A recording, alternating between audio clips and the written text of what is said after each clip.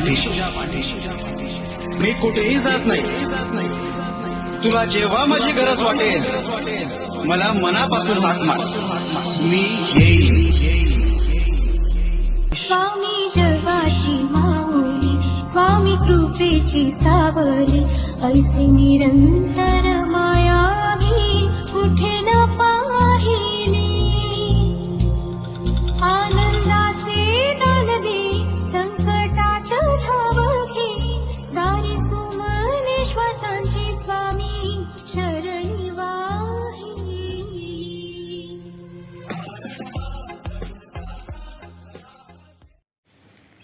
हे बघा मित्रांनो, मेन रोडवरनं आल्यानंतर म्हणजे पेटसन फोर्ड शोरूम आहे, तिकडनं आल्यानंतर असा हा सरळ रस्ता जातो आणि समोरच स्वामींचा बोर्ड आहे, जिथे स्वामींचा नीलमणी आहे तिथे आपण चाललो आहे.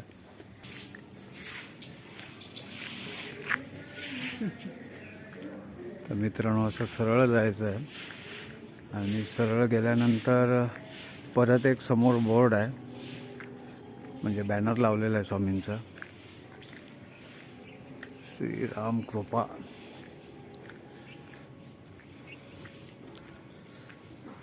लेफ्ट हँड साईडला कुठेतरी जुनी कंपनी वगैरे असं काहीतरी आहे. हा बघा इथे असा बोर्ड आहे स्वामींचा, श्री दत्त त्रिपुर सुंदरी मठ. इकडनं राईट मारायचं आहे. राईट मारल्यानंतर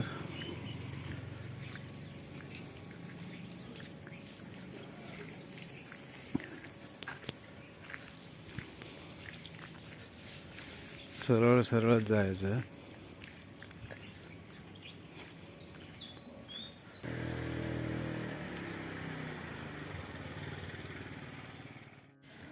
नमस्कार मित्रांनो, होय महाराजा ब्लॉग या यूट्यूब चॅनलवर आपलं सर्वांचं स्वागत आहे. जय शिवराय, जय शंभूराजे, श्री स्वामी समर्थ.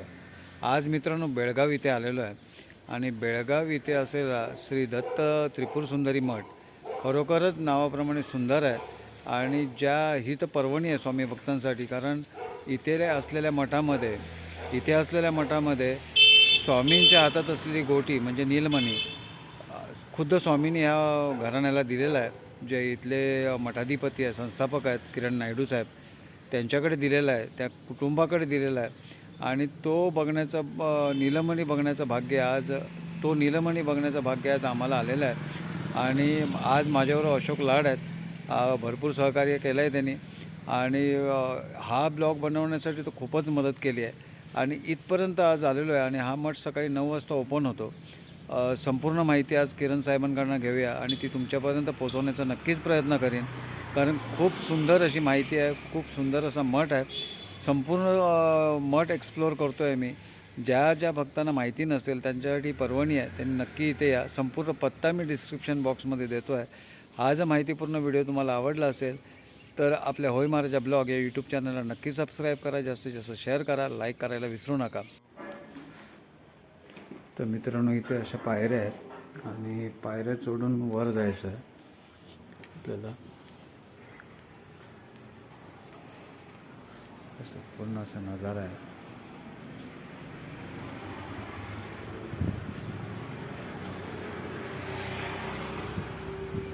वा क्या बात आहे, बघा सुंदर बनवलेलं आहे. आला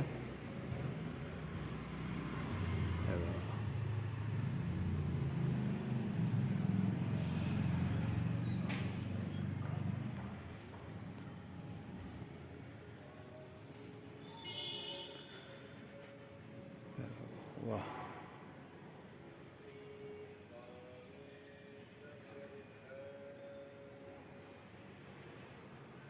संपूर्ण तुम्हाला डिटेल देतो आहे. पाळणा ना दत्त महाराजांचं.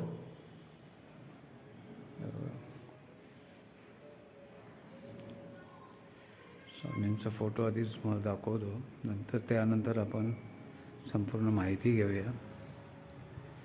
अतिशय सुंदर बनवलेलं आहे स्वामी महाराज.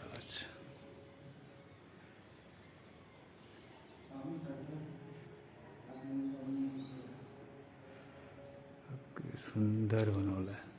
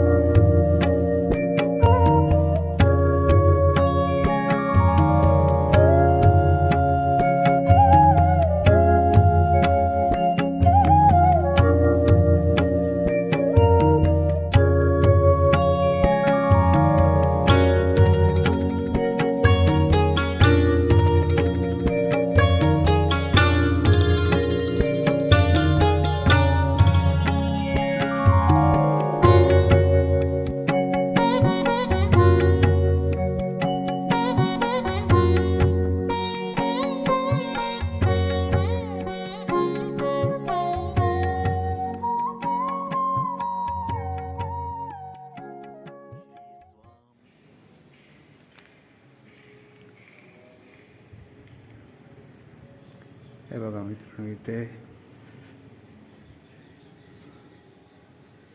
अतिशय सुंदर बनवलेलं आहे. गणेशाची मूर्ती आहे. नमस्कार मित्रांनो, होय महाराजा ब्लॉग या यूट्यूब चॅनलवर आपलं सर्वांचं स्वागत आहे. जय शिवराय, जय शंभूराजे, श्री स्वामी समर्थ. आज मित्रांनो मी बेळगाव म्हणजे कर्नाटक इथे आलेलो आहे आणि आज आपल्यासमोर जे आहेत किरण आणि नमस्कार. तर इतकं सुंदर, मी फर्स्ट टाईम बाहेर आलो आणि आय थिंक हा व्हिडिओ अजूनपर्यंत झालेला नाही आहे. पहिल्यांदाच किरण स्वामींनी मला परमिशन दिली आहे आणि खूप आनंद वाटतो की इथे आल्यानंतर इतकं सुंदर मंदिर बघायला मिळालं. कारण आपण मठ ह्या स्वरूपातच आपण चाललेलो असतो आणि इतकं सुंदर मंदिर एक्सप्लोअर करतो. आज मला स्वतःला खूप अभिमान वाटतो आणि मी खरोखरच स्वामींची माझ्यावर कृपा आहे की इतक्या सुंदर ठिकाणी मला येण्याचं भाग्य लाभलं. तर प्रथमतः किरण स्वामी महाराजांचे मी आभार मानतो. आणि काय सांगाल किरण स्वामी महाराज की ह्या मंदिर बांधण्याची, म्हणजे साधारणतः आपल्याकडे मठ हाच प्रकार असतो, पण इतकं सुंदर मंदिर बांधण्याची प्रेरणा तुम्हाला कशी काय मिळाली? नमस्कार, मी किरण स्वामी नायडू. सर्वप्रथम मी मठाची बांधकाम आणि ह्याची माहिती देतो. ओके. माझी दीक्षा 2005ला झाली. माझी दीक्षा शक्तिपात दीक्षा आहे. श्री दत्त त्रिपुरसुंदरी मठ म्हणूनच नाव दिलेलं आहे. त्रिपुरसुंदरीचं उपासना करतो मी. त्रिपुरसुंदरी म्हणजे शक्ती पार्वती, त्यामुळे त्रिपुरसुंदरीचं अनुष्ठान आहे. माझे गुरु श्री साई काका, ते मुक्तानंद बाबांचे शिष्य, त्यांच्याकडनं मला शक्तिपात दीक्षा झाली. त्यामुळं तिथून सुरू झाला माझा हा जर्नी. आणि ज्या वेळेला श्री काका आणि साई काका दोन माझे गुरु आहेत.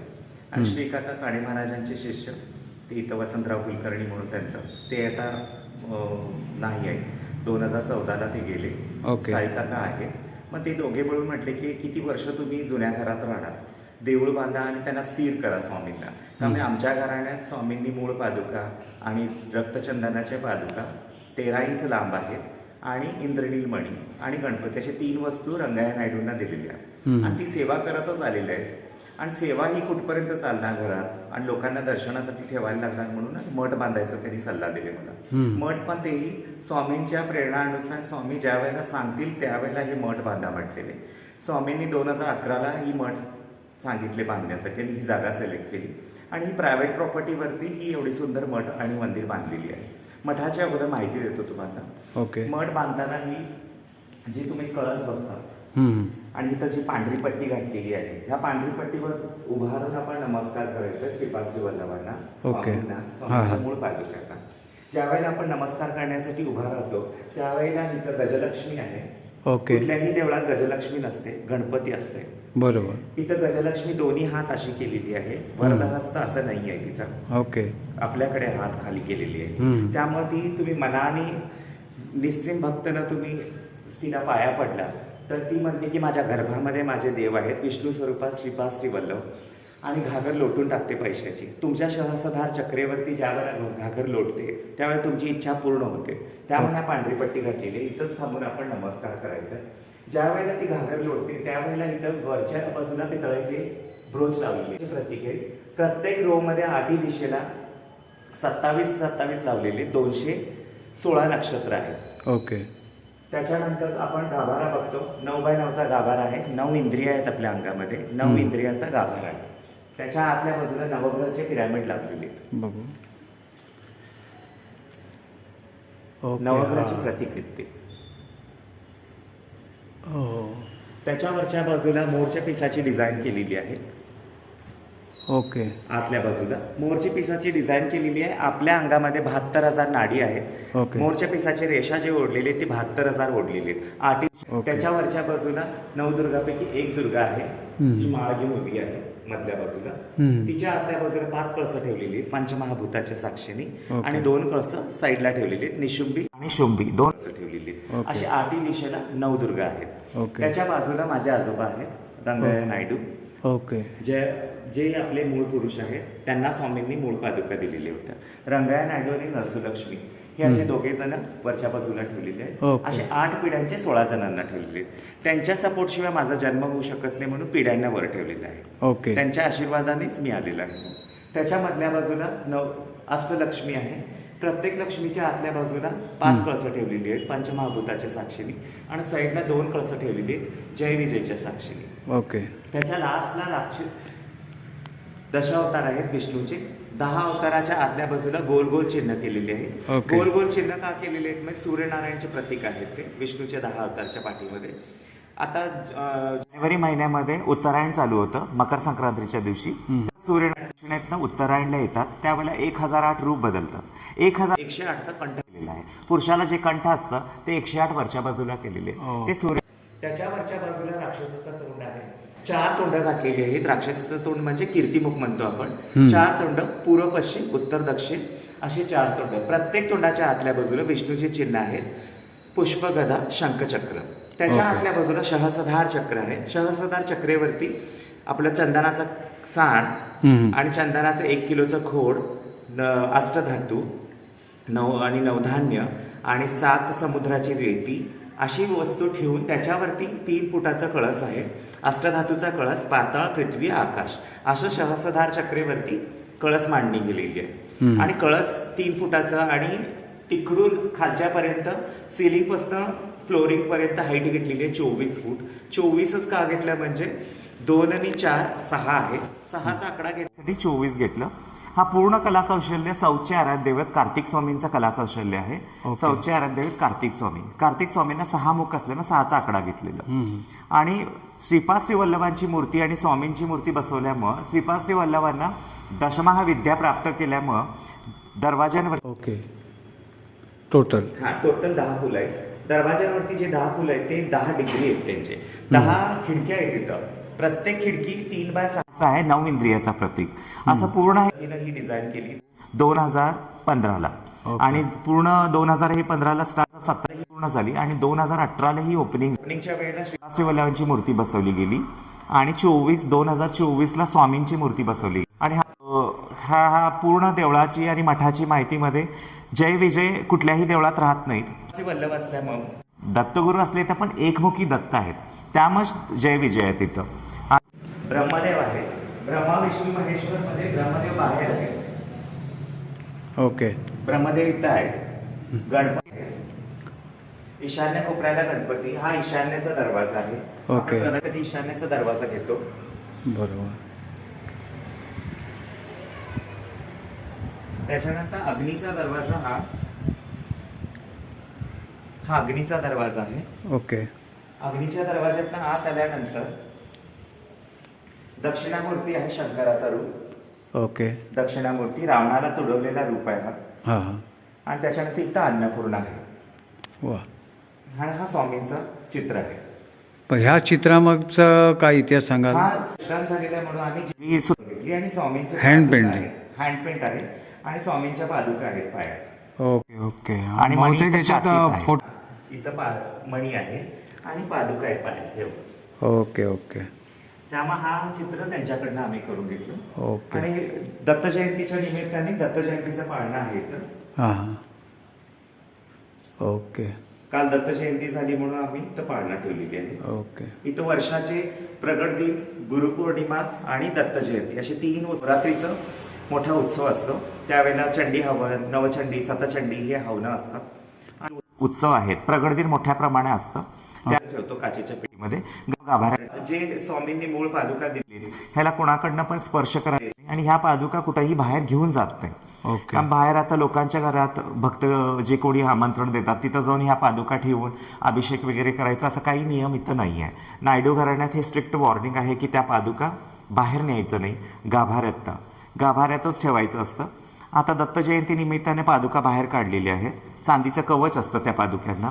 चांदीचं कवच काढल्यानंतर सहस्रधारा अभिषेक, नवकुंभ अभिषेक, पंचामृत अभिषेक, हे सगळं उसाचं रस, त्याच्यानंतर आमरस, बासुंदी, ह्या सगळ्या अभिषेक झाल्यानंतर आम्ही लोकांच्या दर्शनासाठी बाहेर ठेवतो 7 दिवस. 7 दिवस कोणाला इथे नवचंडिका यज्ञ वगैरे करायचं असेल किंवा वगैरे करायचं असेल तर त्यांना करता येतो का इथे? चांदीच्या पादुक्यांवरतीच करता येतं.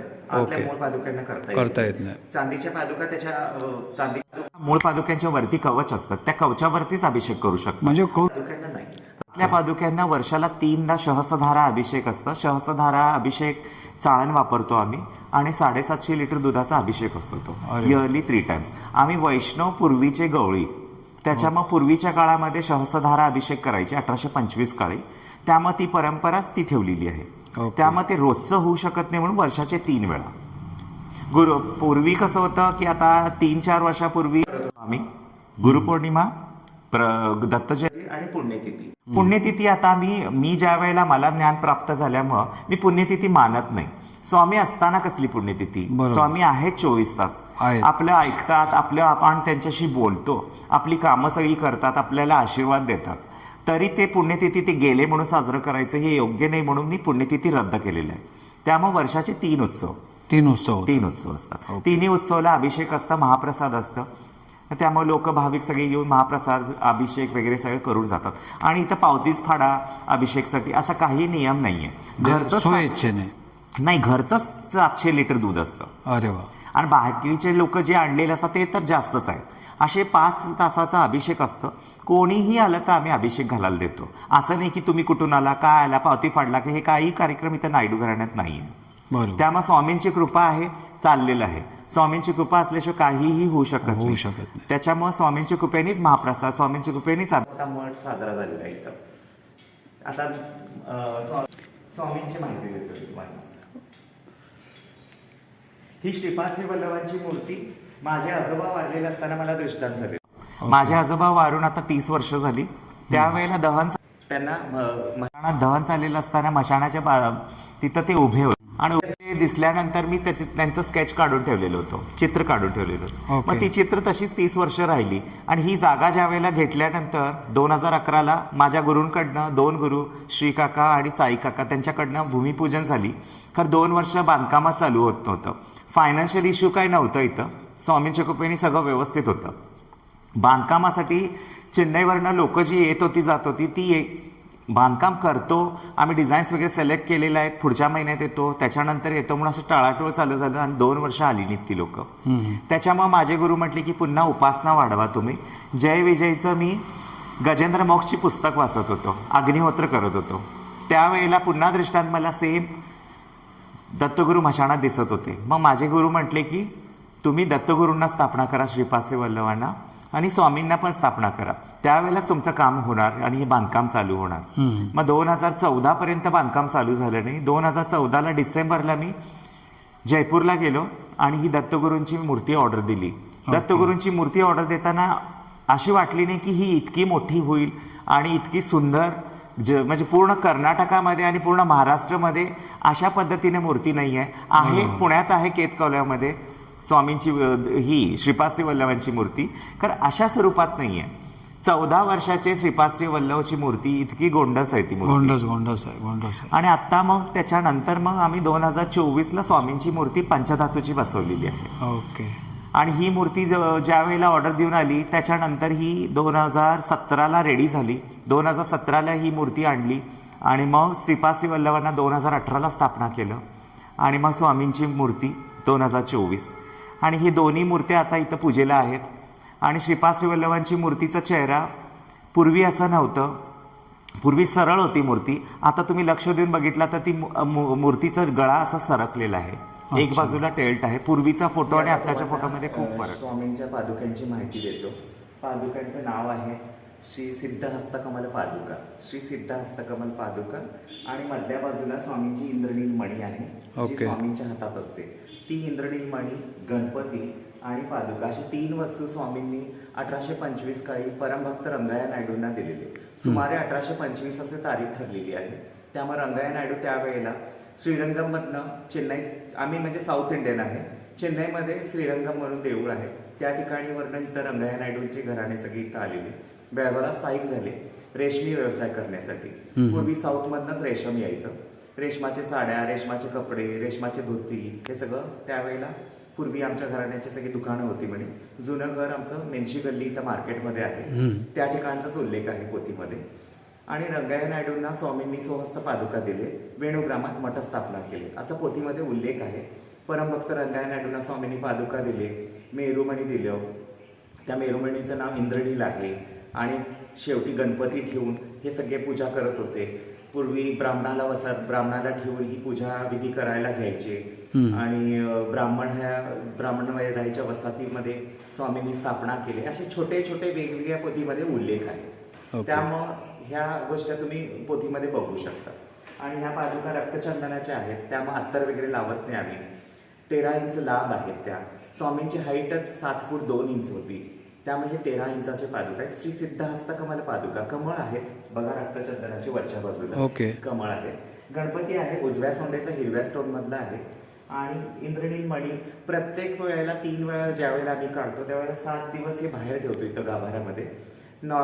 इतर वेळेला ते वरच्या देवघरात चांदीच्या कवचमध्ये असतात. कवचच आम्ही ओपन करतो वर्षाचे 3 वेळा. आणि सहस्रधारा अभिषेक असते. सहस्रधारा अभिषेक म्हणजे पूर्वीचे आम्ही गवळी वैष्णव आम्ही, त्या पूर्वीच्या काळामध्ये सहस्रधारा अभिषेक करायचे. चाळ्यांवरती 750 लिटर 750 लिटर दूध हे का वापरतो म्हणजे पूर्वीचे ताम्रपट आहेत आमच्याजवळ.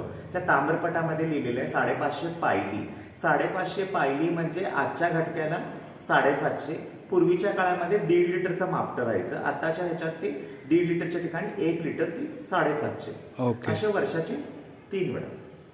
आणि 7 दिवस दर्शनाला ठेवल्यानंतर 8व्या दिवशी पुन्हा त्यांना कपड्याने स्वच्छ पुसून आम्ही त्या कपड्यांना रॅप करून त्यांना चांदीच्या कवचमध्ये वरच्या देवघरात ठेवून टाकतो. वरचं ओके. देवघर मी दाखवेन तुम्हाला. Okay okay. जय श्री स्वामी समर्थ. जय श्री स्वामी. इथं ताम्रपठाचा मी उल्लेख केलेला होतो. तांब्याचे पत्र पूर्वी 1825चं 1895 पर्यंत नोट डाऊन केलेलं आहे. 1895ला नरसुलक्ष्मी रंगय्या नायडूंची नागसून ह्यांनी शेवट पूजा केले. आणि त्यांनी ताम्रपटामध्ये कशा पद्धतीनं पादुकांचं पूजा, कशा पद्धतीनं इंद्रनील मणीचं पूजा आणि कशा पद्धतीनं गणपतीची पूजा ही सगळी मजकूर त्यांनी ताम्रपटावर लिहून स्वामींचं पहिलं नाव दिगंबर स्वामी लिहिलेलं आहे. 1825 काळी रंगय्या नायडूंना ज्या वेळेला स्वामी इथं भ्रमण करत असताना इथं बेळगावला आले त्यावेळेला कोकण भाग होतं बेळगाव. वेंगुर्लेला अटॅच असल्यामुळं, सावंतवाडीला अटॅच असल्यामुळं ही कोकण भाग होती. आणि अशी नावं बदलत गेली. पहिला होतं वेणुग्राम, त्याच्यानंतर बेळगाव, आता बेळगावी झालेलं आहे. आणि पुढे आणि काळात काय होणार माहीत नाही आपल्याला. अशी नावं बदलत गेल्यामुळं लोकांना कन्फ्यूज आहे की बेळगावला कसे काय आले ते. त्यामुळे पूर्वी स्वामींनी ज्या वेळेला इथं बेळगावला आले त्यावेळेला दिगंबर स्वामी होते. रंगय्या नायडू त्यांची सेवा करत होते. त्यांची नाथसून नरसुलक्ष्मी. इथून भ्रमण करत असताना वेंगुर्लेला गेले, आनंदनाथ महाराजांना दिले, त्याच्यानंतर चिपळूणला गेले, केळकर महाराजांना पादुका दिले. असे करत करत ते मंगलवेढ्यातनं अक्कलकोटला गेले. त्यावेळेला 1865 काळी अक्कलकोटला गेले ते.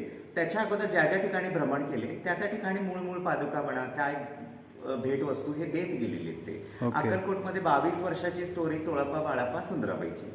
त्याच्या अगोदर जे भ्रमण केलेले हे कोणालाही माहित नाही स्वामी कुठं कुठं गेलेले.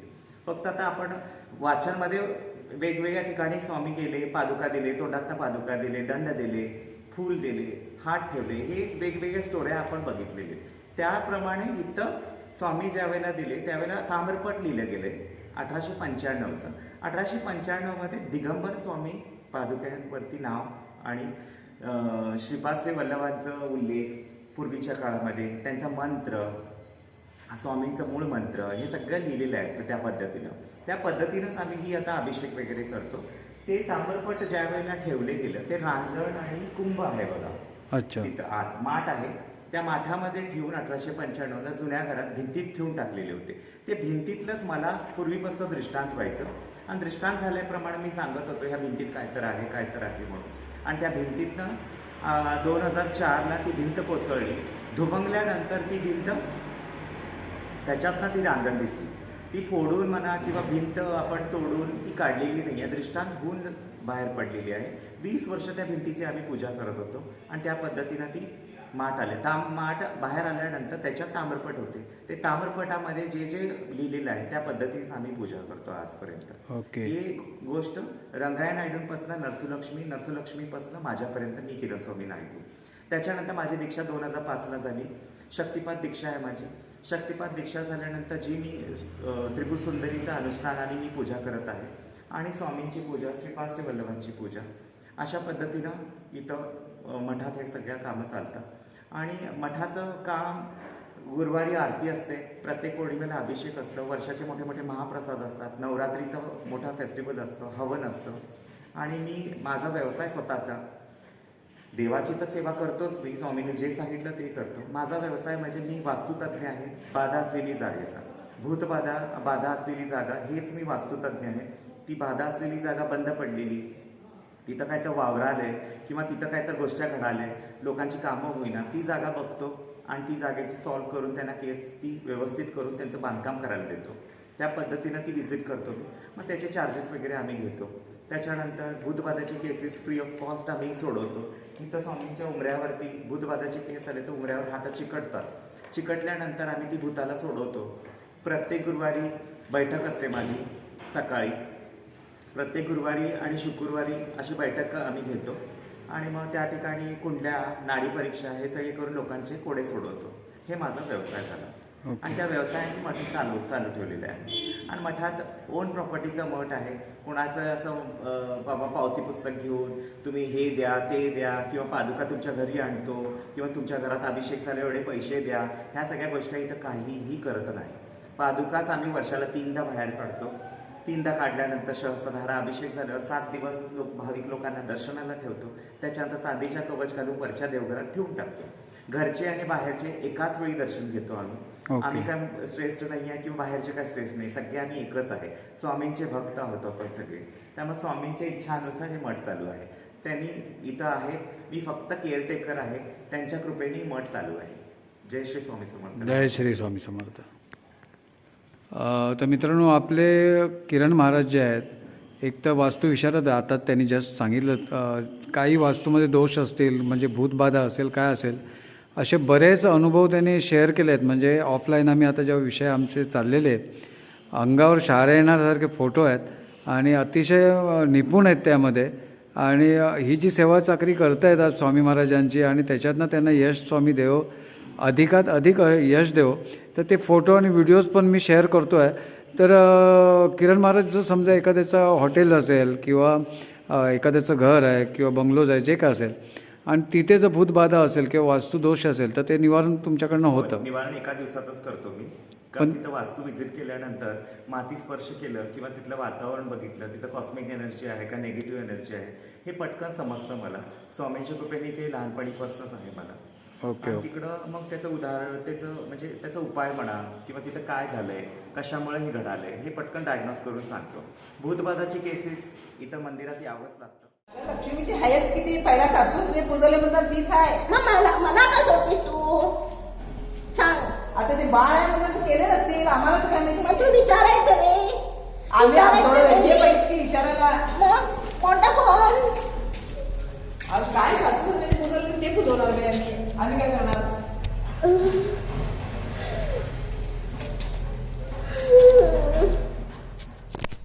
नाही, तुझी चूक आहे. आता उमऱ्या हात लावून शपथ घ्यायलीच खरं सोडून जाईल असं नाही. सांग किती किती किती.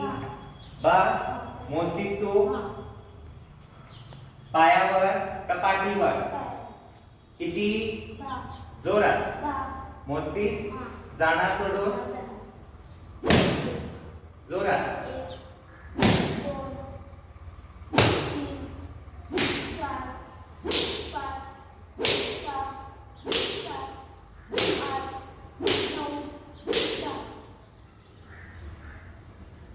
प्रदक्षिणा मार.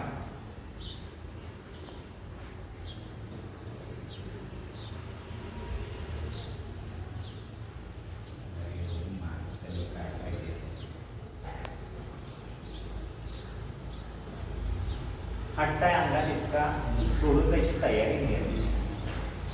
आणि हा मुलीच्या पाठीमध्ये दाखवतो.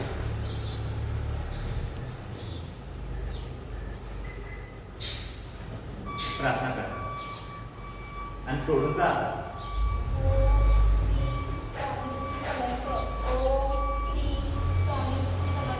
पण मी सोडून जाणार. मी शपथ घेतो ह्या उमऱ्यावर धनश्रीला सोडून जाणार. निघ मग.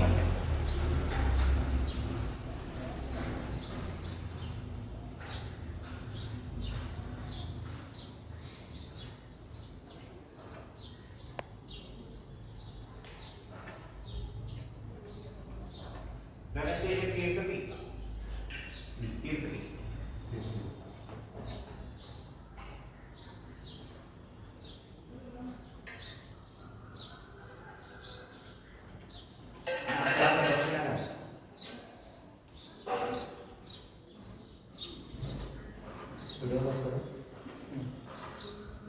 तिला अशक्तपणा येणारच होता. ते सुटताना थोडंसं अशक्तपणा येतो. येऊ दे सोडा आहे मग एकदम हे झालं तर बस. मंदिरात आल्यानंतर ह्या उंबरठ्यावरती हात ठेवून प्रार्थना करायला लावतो आम्ही. भूतबाधा पुरुष असो, बाई असो, मुलगी असो. आणि त्याच्यामुळे इथं ठेवल्यानंतर हात चिकटतात. चिकटल्यानंतर आम्ही त्या सोलला किंवा त्या स्प्लिट पर्सनॅलिटीलाच विचारतो की किती मार खाणार, काय म्हणून तू इथं आलीस, आणि पत्त्यासकट विचारतो आम्ही. असं आता आजकाल अंधविश्वास म्हणतात. अंधविश्वास राहिला असता तर उंबऱ्यावर हात चिकटतात कशी. आपण ढोंग करू शकतो, नाटक करू शकतो. उंबऱ्यावर हात चिकटून मार खाऊ शकत नाही ना. बरोबर. इथं जे कोणी भूतबाधाची केस येते त्यावेळेला हात चिकटतात आणि मग त्यांनाच विचारतो आम्ही किती मार खाणार. मग ते किती मार खाणार म्हटलं तर स्वामींची दत्तगुरूंची बेताची छडी आहे, त्या छडीनं मारतो. मग त्या छडीने मारल्यानंतर 10 खाणार, 5 खाणार, 15 खाणार त्यांनाच विचारतो आम्ही. त्यांनी सांगितल्यानंतर तेवढं मार खाऊन ते निघून जातं.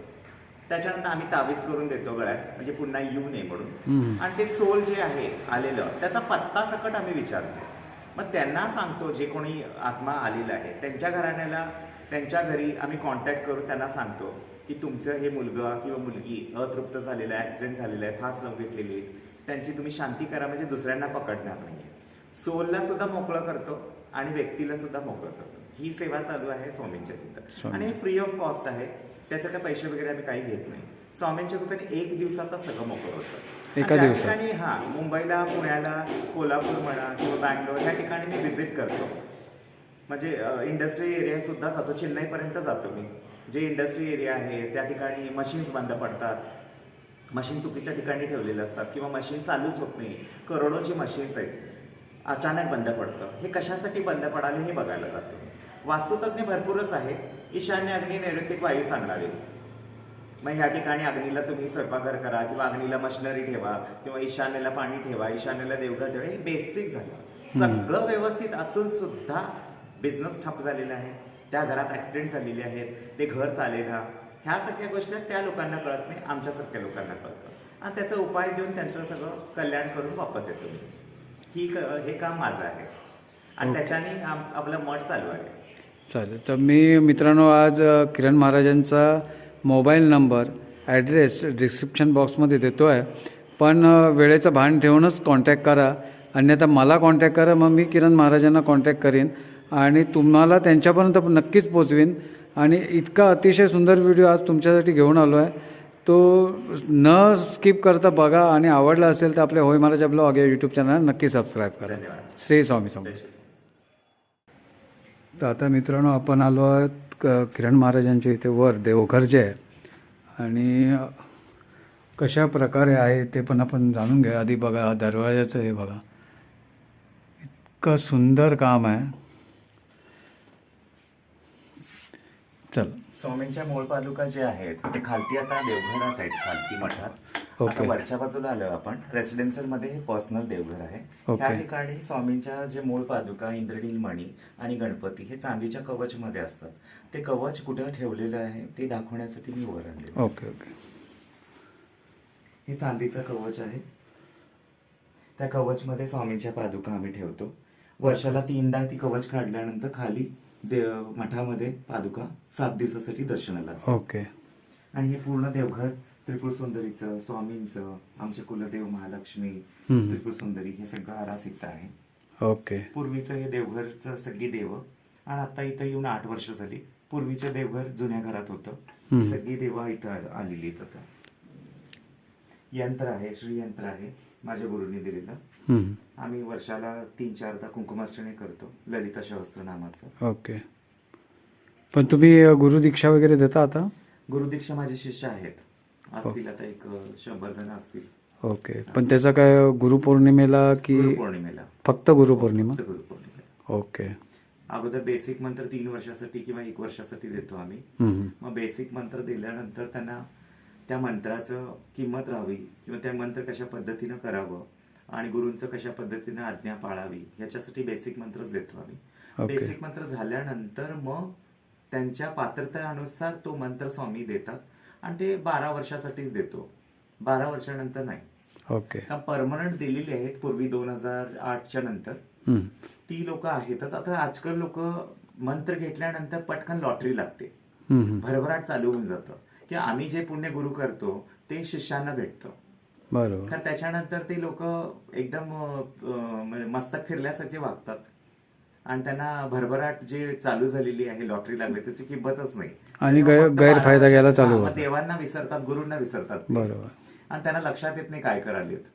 पटकन गाडी मिळाली, पटकन घर मग भेटलं. एखाद्याला समजा बेसिक गुरुमंत्र हवा आहे तर देता तुम्ही? हा, बेसिक मंत्र देऊन त्याच्या पात्रतेनुसार तो व्यवस्थित वागला तर मग त्याला 12 वर्षाचा मंत्र. Okay okay okay. त्याच्यानंतर नाही. मग 12 वर्षापर्यंत व्यवस्थित राहिला तर मित्रांनो, इतकं सुंदर मंदिर, इथला सुंदर इतिहास तुम्हाला दाखवण्याचा प्रयत्न केलेला आहे. आज किरण महाराजांनी अतिशय सुंदर शब्दात आणि एकदम सोप्या शब्दात आपल्याला माहिती दिलेली आहे की स्वामी सेवा कशी करावी हे खरोखरच त्यांच्याकडनं शिकावं. अतिशय सुंदर असा हा मठ तुम्हाला संपूर्ण माहिती देण्याचा प्रयत्न केलेला आहे. या साईडला आला तर नक्की या, कर्नाटक बेळगाव. अतिशय सुंदर असा मठ तुम्ही बघा. माहिती आवडली असेल तर आपल्या होय महाराजा ब्लॉग या यूट्यूब चॅनलला नक्की सबस्क्राईब करा, जास्तीत जास्त शेअर करा, लाईक करायला विसरू नका. धन्यवाद.